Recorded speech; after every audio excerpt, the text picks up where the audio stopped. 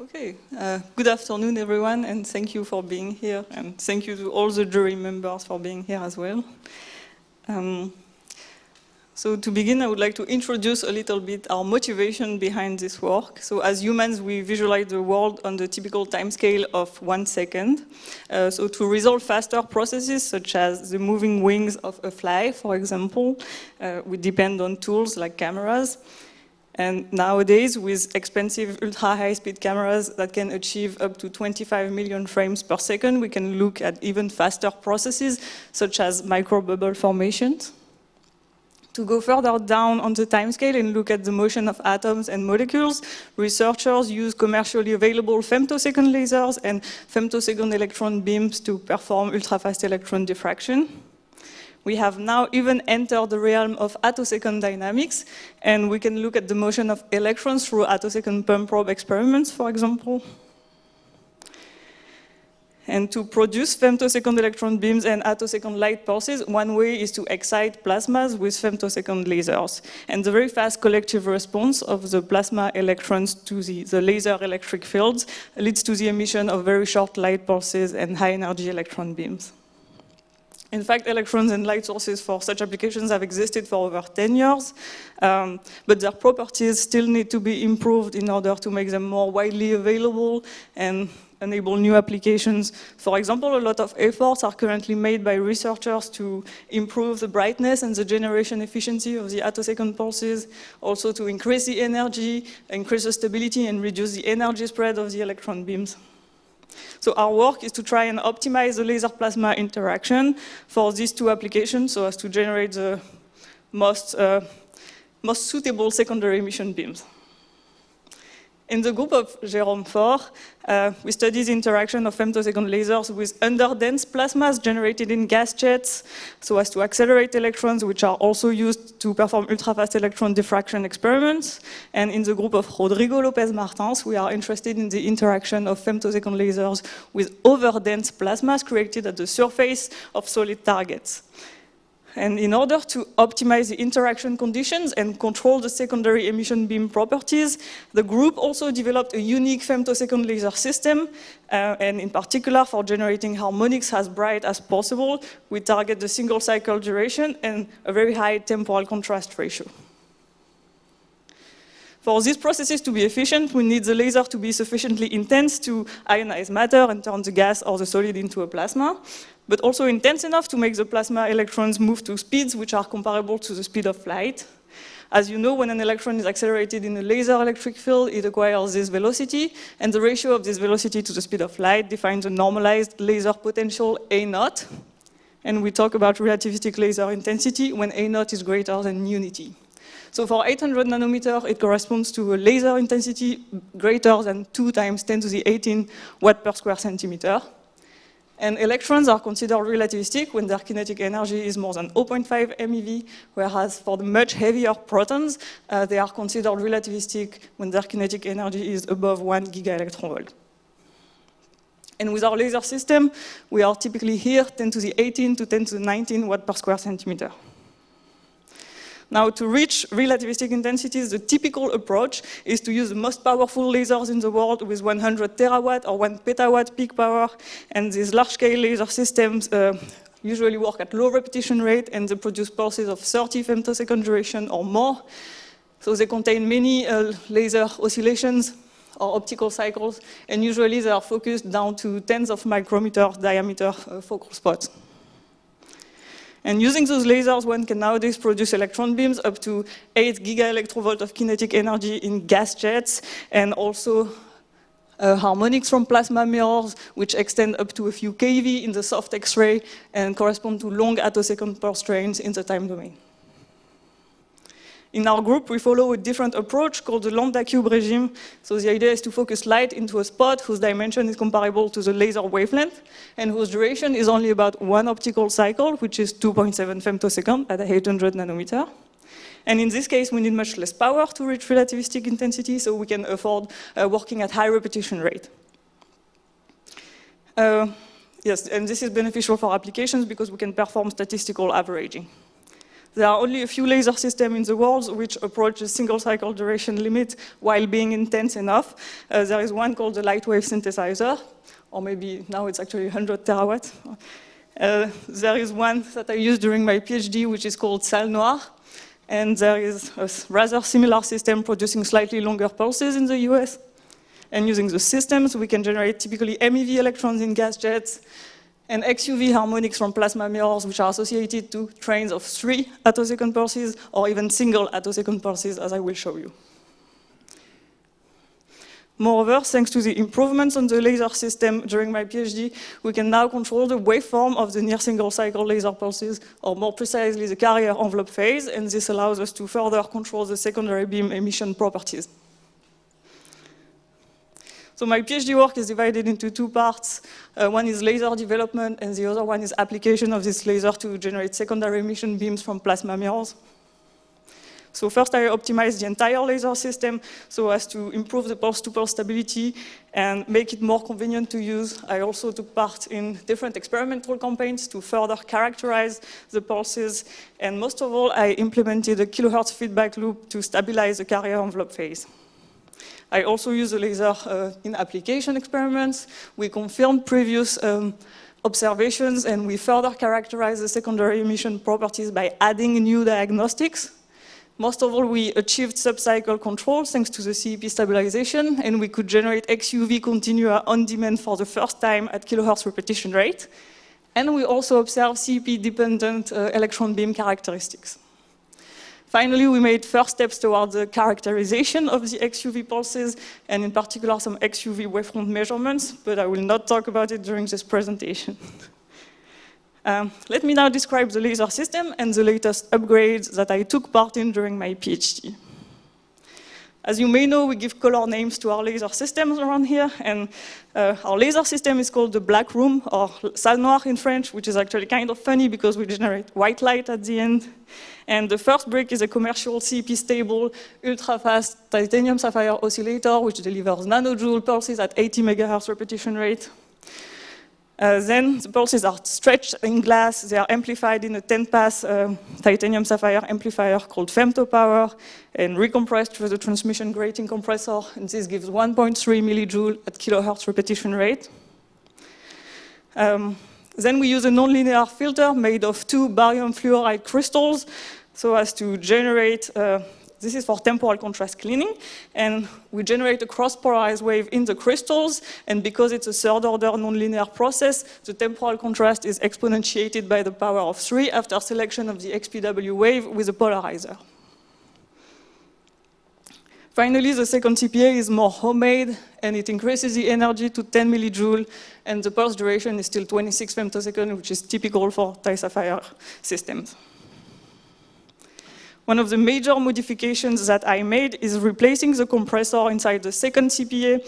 So when I arrived, the CPA was made of a bulk stretcher in a snooker design, then a programmable dispersive filter called Dazzler for fine-tuning of the spectral phase, followed by 2 amplification stages, and a Grism compressor as well as chirp mirrors for temporal compression. So the Grism is a combination of gratings and prisms, and it had been chosen over a traditional grating compressor because of its ability to compensate for third-order dispersion, because usually there's a huge TOD mismatch between the bulk stretcher and the grating compressor. And we thought that this TOD was too much to be compensated for by the Dazzler. But we were not very happy with the Grisms because we had thermal effects, and we had to wait every day for half an hour or more so that the thermal lens would stabilize after aligning the laser chain. Also, the shape of the focus beam after compression was very sensitive to small changes in alignment from day to day. So we had to tweak it, and there were high losses due to all the reflections at the prisms interfaces. So we made some calculations with the Dazzler, did some tests, and we thought that it should be fine to change it into a traditional grating compressor. So now the second CPA looks like this. And indeed, the Dazzler needs to compensate for a large amount of TOD. So now we have to use it in single pass. But apart from that, it's totally fine. And we're quite happy about this change because we gained a lot of time every day aligning the chain. We have a nicer beam profile after compression, which is also much more reproducible from day to day. And yes, we have overall a better transmission efficiency, and because of the nice beam profile, and overall higher energy on target, about 20% more. The last break of the laser is the post-compression stage. As I explained, we target the single cycle duration, which is 2.7 femtosecond. But here we have 10 times longer pulses, so to decrease the pulse duration, we can generate new frequencies in phase. This is done in the post-compression stage, and on our system, it's done through nonlinear effects inside a hollow core fiber filled with gas, and through cell phase modulation in particular. For this technique to work with high peak power, the fiber must be long enough so as to accumulate enough nonlinear effects, but with a large diameter to avoid ionization. So we have a 2.5 meter long fiber, and we must use stretched flexible fibers so that they are straight enough and that we have a good transmission ratio. And the diameter is about 0.5 millimeter. Additionally, this technique has the advantage of acting like a spatial filter so that we have a nice output beam profile, which allows us to focus the beam into really small spots. And final temporal compression is achieved with a pair of motorized fused silica wedges and chopped mirrors. Now the real setup is a little bit more complex, as you see here. The whole post-compression stage is placed inside vacuum chambers. The helium is introduced at the output here, and the entrance is continuously evacuated so that there is a pressure gradient inside the fiber. In particular, this allows us to avoid plasma formation at the fiber entrance and have a better coupling efficiency. Yes, so this chamber is filled with gas, then you have a window here, and the beam propagates under vacuum again. These are the chopped mirrors that I mentioned earlier. The motorized fused silica wedges here, and the chopped mirrors are there. Then you can send the beam into a dispersion scan device for pulse duration measurements. Then there is a beam expander and a Holy mirror so as to extract a small fraction of the beam, which is sent to a motorized delay line for plasma gradient control. Additionally, a wedge reflection of this auxiliary beam is sent outside the chamber into a F2-to-F interferometer for CP measurements. And because of the compressor change and the higher energy, we had a problem, which is that the output mirror, which was located here, was getting damaged about once a week. It was very annoying. So we decided to add a little extension there so that now the mirror is 3.5 meters away from the fiber exit. And it doesn't get damaged anymore. Another advantage of this technique is that we can tune the pulse duration with no change in output energy. So without gas in the fiber, we obtain 28 femtosecond pulses. Then with 500 millibar, we reduce the pulse duration to 6.5 femtosecond, and with 1 bar to 3.6 femtosecond. And the energy on target is in all cases about 2.5 millijoule. The beam profile is similar in all cases if we look in focus of our f over 1.3 off-axis parabola.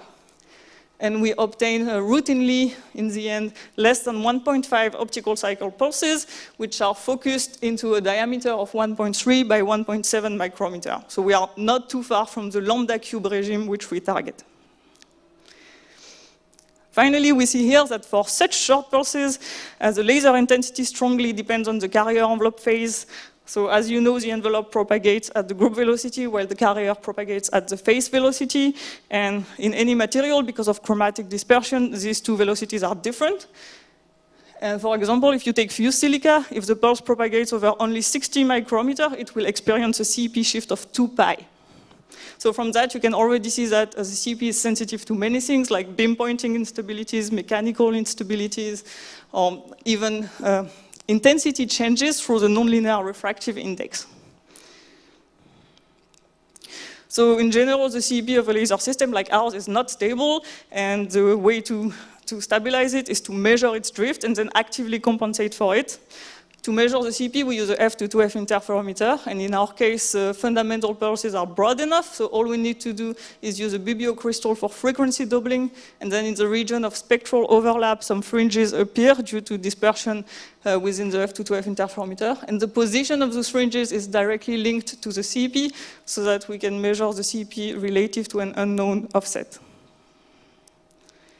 As I said earlier, we performed the CP measurement on a wedge reflection sent outside the chamber.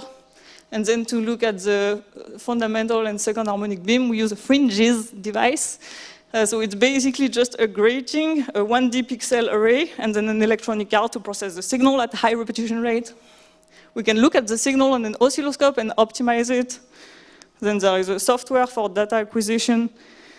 And then we must feed back to some element located upstream in the laser chain. So we used to send feedback to the acousto-optic modulator in the oscillator to modulate the pump power, but this was interfering with the own stabilization loop of the oscillator itself.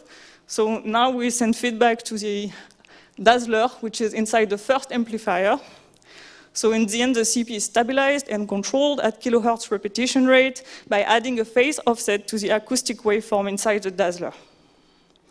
With that, we are now able to reach sub 400 milliradian RMS. This is the CP measured over more than 1 hour. And the things that helped the most reaching this level of stability are the implementation of this kilohertz feedback loop, also the replacement of the pump laser in the first CPA, adding covers to shield the entire laser chain from airflows was particularly helpful, and also an overall more careful alignment of the laser chain, so it has to have a better overlap between the pump beams and the amplified beam. Now, as the first experiment to test the laser and validate the CP stabilization, the group of Jérôme Faure did some experiments of laser Wakefield acceleration in gas jets. So typically, in these experiments, a nitrogen gas jet with an electron density of 10 to the 20 electrons per cubic centimeter is used. And the laser is focused to an intensity of 10 to the 18 watt per square centimeter.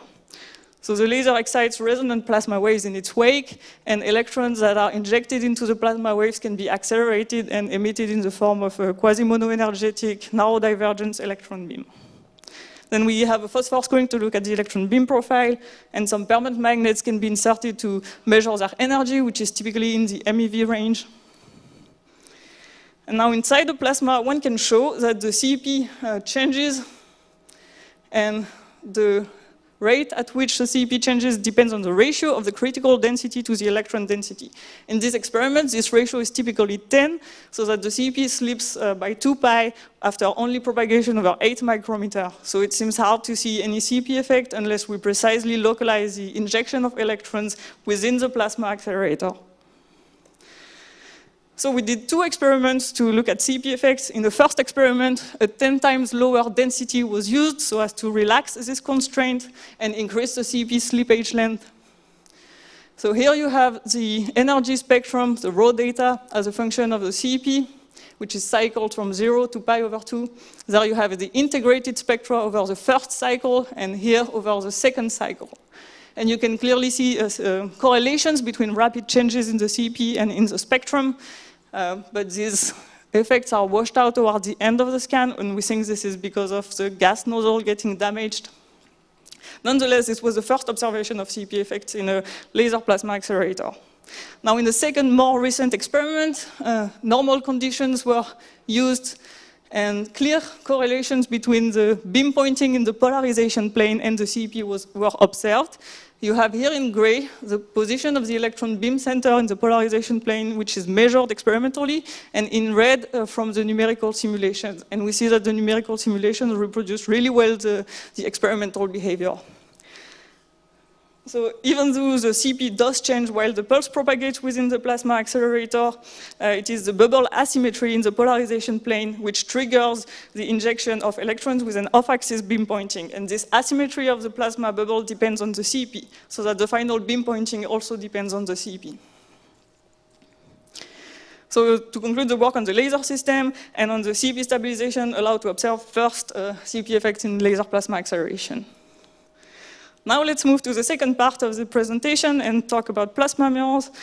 So first, let's see what a typical plasma mirror experiment looks like. You have an optically polished fused silica target, and the auxiliary beam, which we also call pre-pulse, is focused on the target at moderate intensities of 10 to the 14 watt per square centimeter, so that it ionizes the target and the plasma starts expanding towards vacuum.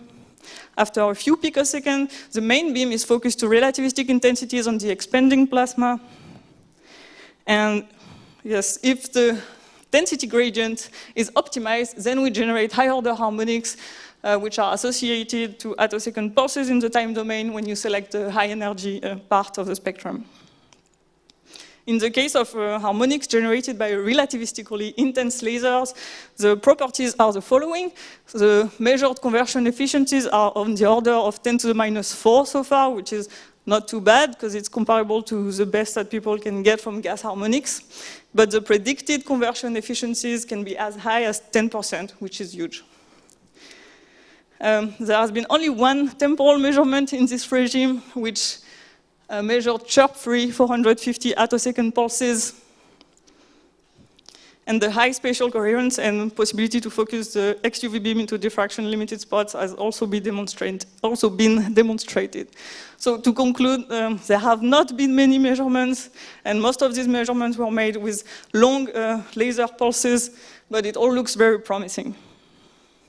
Now, the main motivation is harmonic generation, but we also generate electrons which are observed around the specular direction and protons emitted along the target normal direction.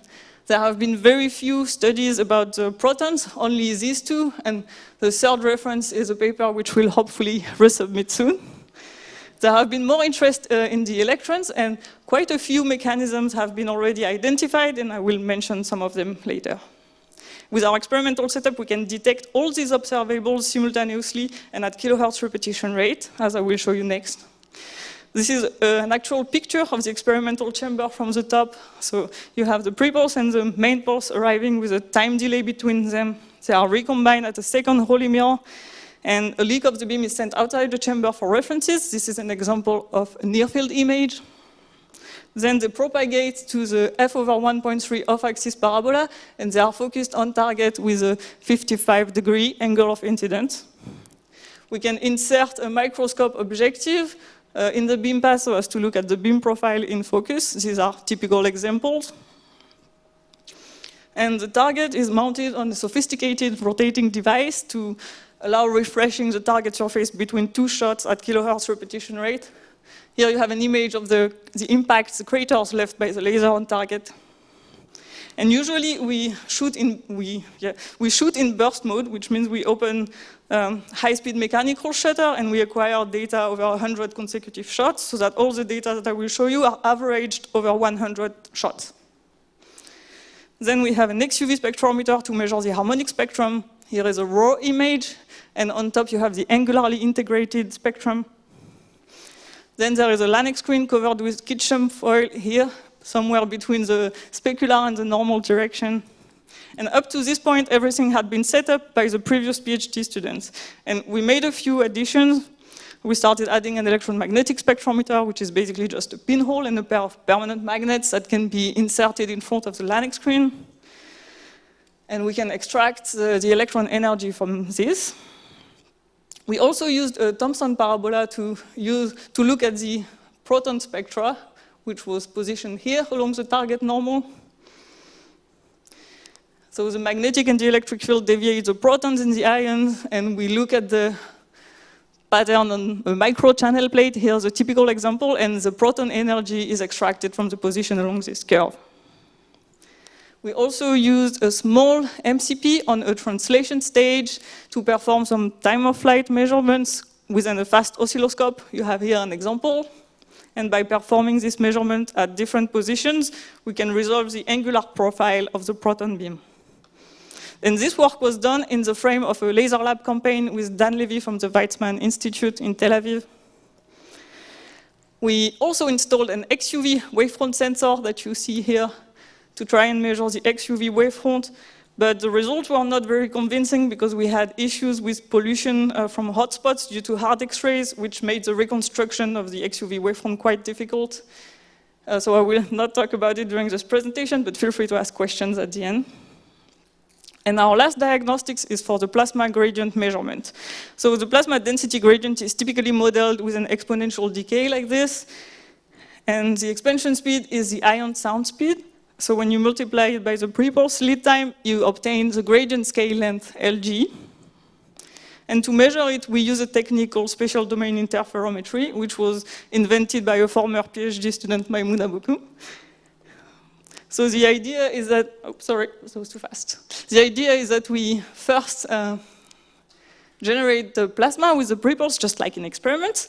And then a few picoseconds later, we have the main beam that arrives, and we place a periodic transmission mask in the beam path so that it generates this diffraction pattern in focus, and only the central spot of the diffraction pattern is overlapped with the plasma, whereas the first order diffracted spots are reflected by the unaltered target surface itself.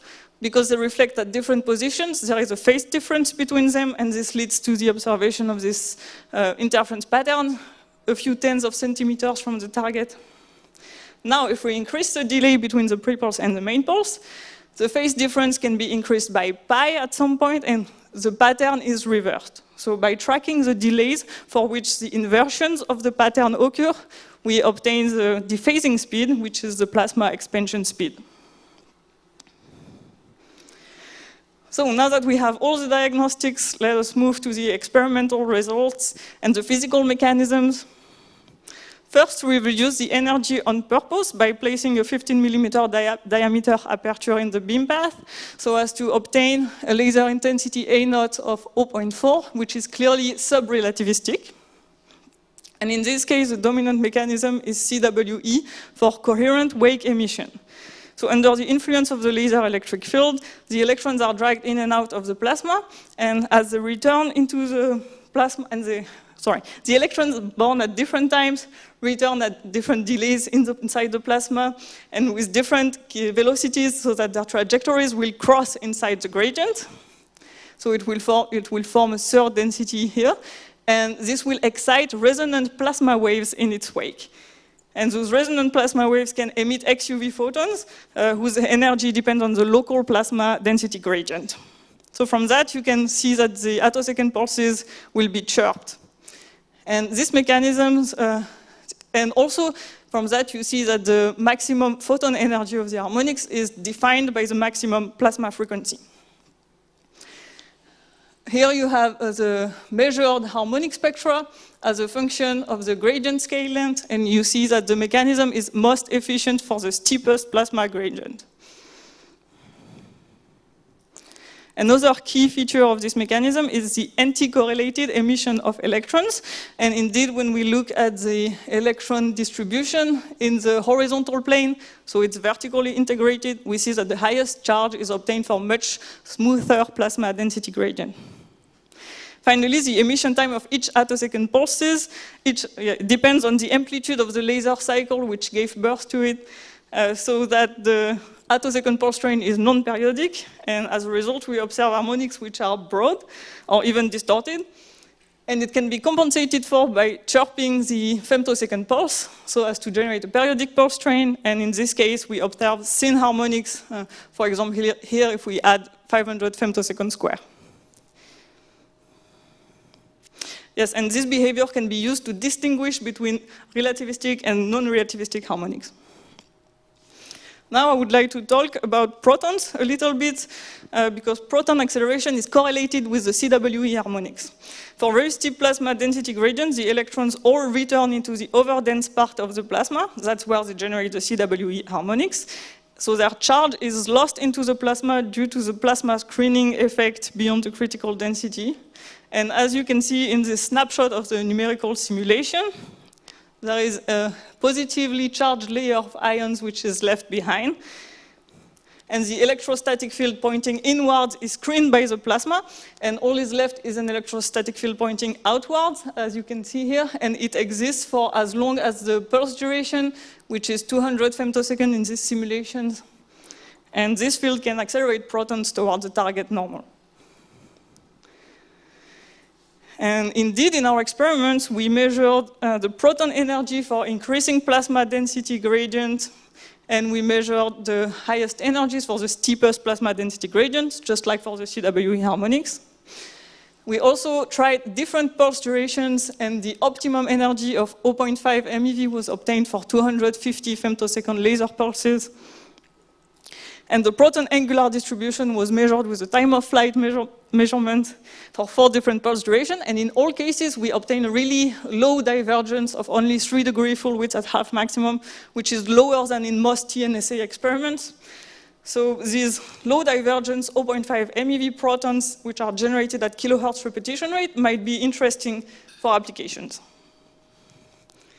Now things become even more interesting in the relativistic regime.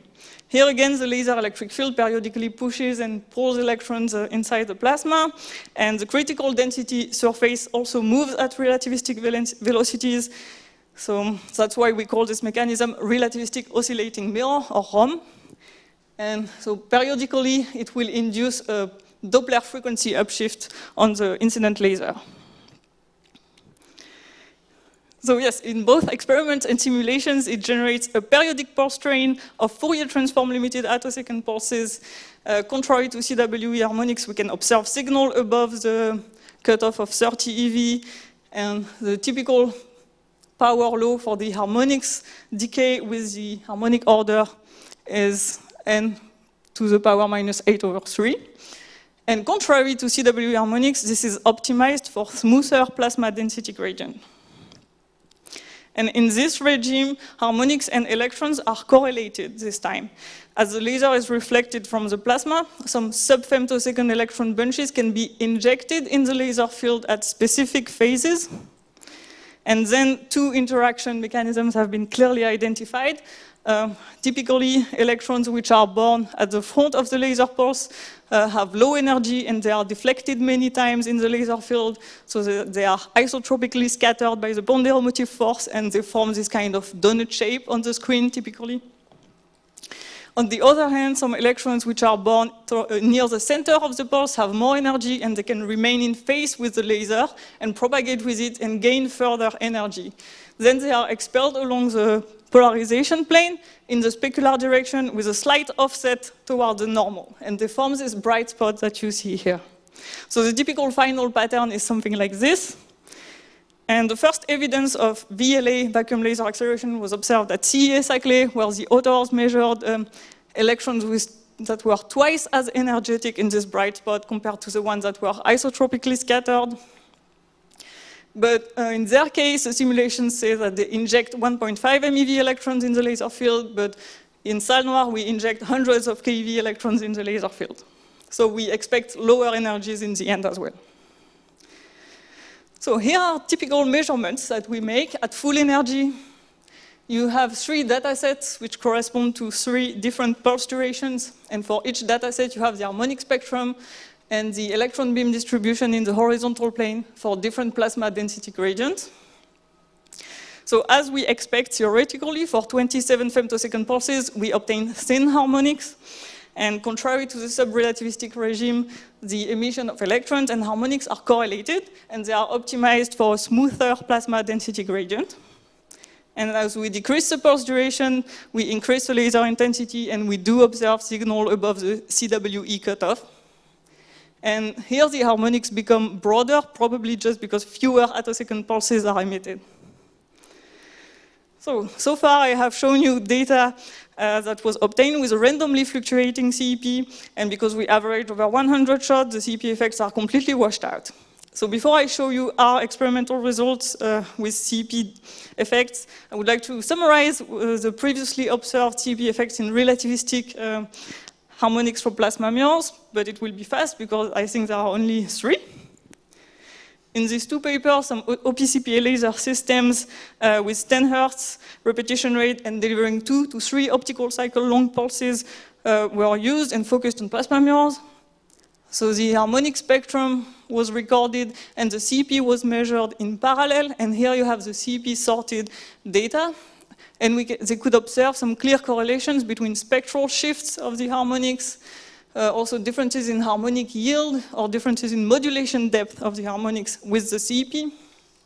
And by making the Fourier transform of the spectrum, they showed that for a certain range of CEP values, they could obtain an isolated or quasi-isolated attosecond pulse.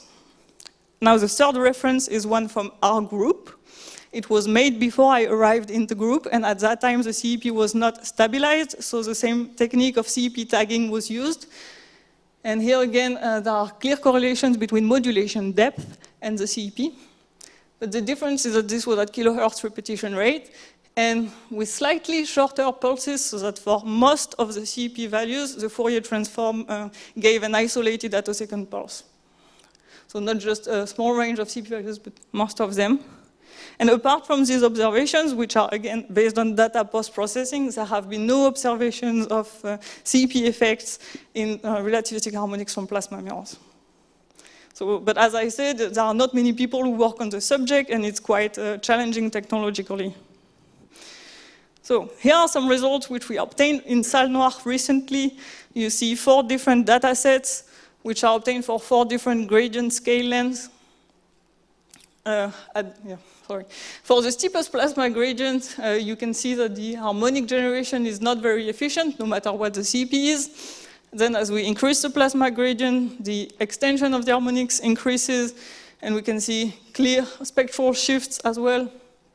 For the optimum plasma gradient, there is one CEP value for which we see a clear XUV continuum, and then as we increase the pre-pulse delay, the mechanism is not efficient anymore.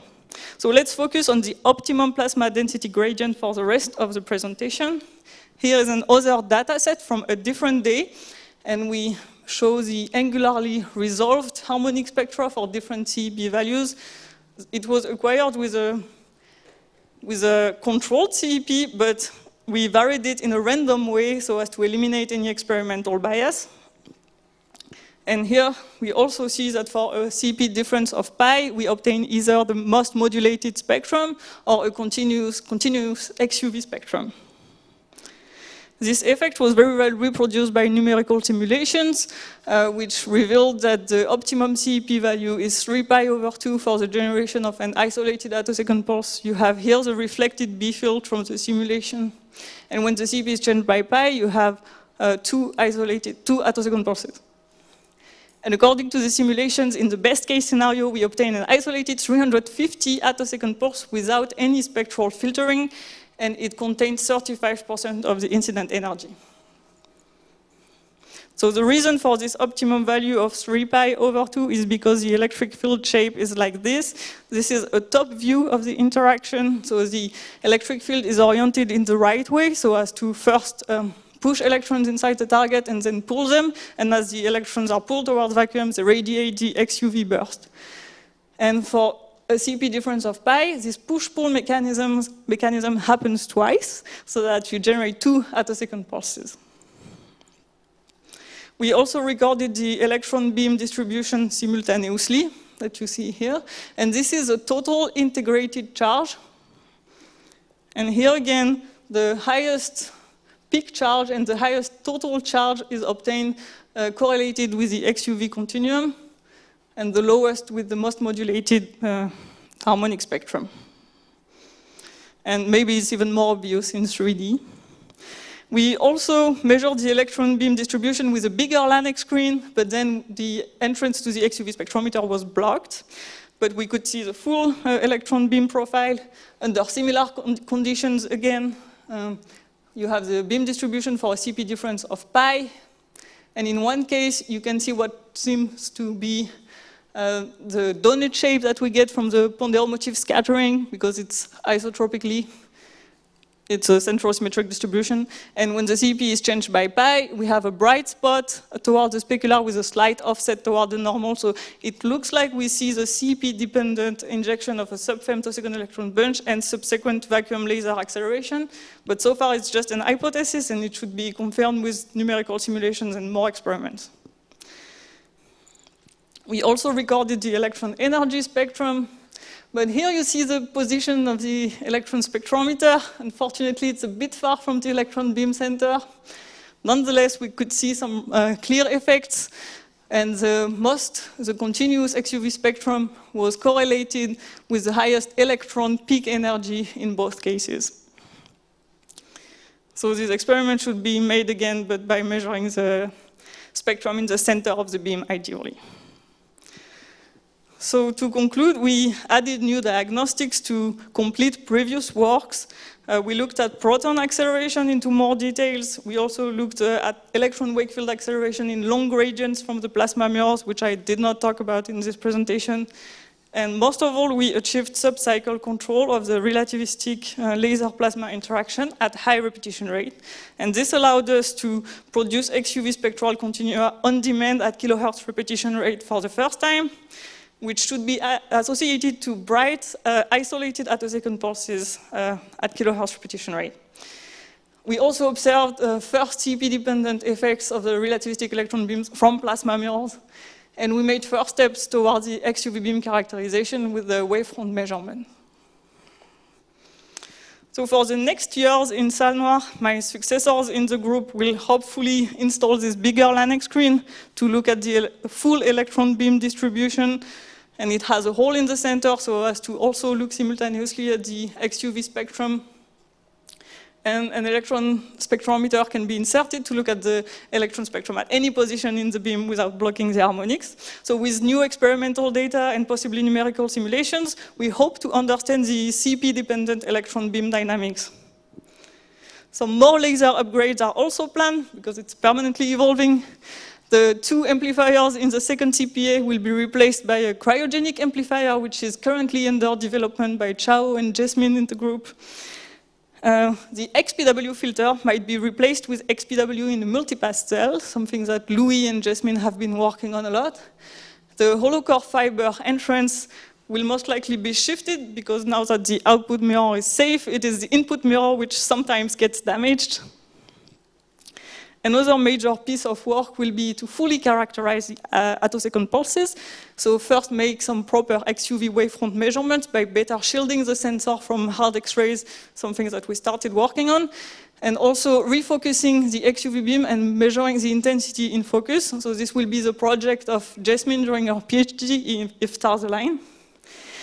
Now in the very near future, some new SHAG beamlines will be installed at the Eli Alp facility in Hungary. It's a huge building with several rooms dedicated to different laser applications. Here you have the Silos lasers, and the final targeted parameters are 120 millijoule, a few cycle duration, a very high CP stability, a high contrast, and also kilohertz repetition rate. And a beamline dedicated to plasma mirrors will be installed at the end of this laser by the company Ardop Industry. In fact, I think they already started this week. Yes, and our group was also involved in the design of this beamline, and it includes optics for refocusing the XUV beam. So we might witness the first applications of attosecond pulses from plasma mirrors with this beamline, hopefully. Now, in the more distant future, following the few cycle approach and high repetition rate, it might be interesting to use liquid sheets to generate harmonics. So the advantages are the self-refreshing nature, of course, and also the high level of stability. This is the project of another PhD student in our group, Antoine Cavagna. And following the other approach of petawatt lasers, plasma mirrors might be the solution for reaching the Schwinger limit, because with petawatt lasers, due to the radiation pressure or ponderomotive force, the plasma surface becomes curved so that the harmonic beam is focused slightly after the target.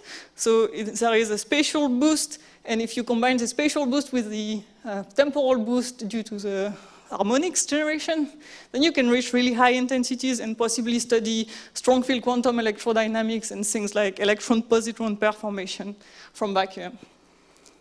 So there have been some serious proposals written on this subject, and I think it should arrive not too far in the future. So thank you everyone for your attention, and in particular I would like to acknowledge all the help from many collaborators, and in particular Jasmine and Stefan, who did most of the experiments that I showed you with me, and the Appli group, who did the laser wake field acceleration experiments. Also Igor, who did the numerical simulations for the proton acceleration. Yes, Chao, who helped a lot with laser optimization. And everyone else from external collaborators for the proton measurement, wavefront measurement, also spatial temporal coupling measurements, or XPW D-scan, which I did not talk about, and Maxence and Neil for numerical simulations. Thank you again for your attention.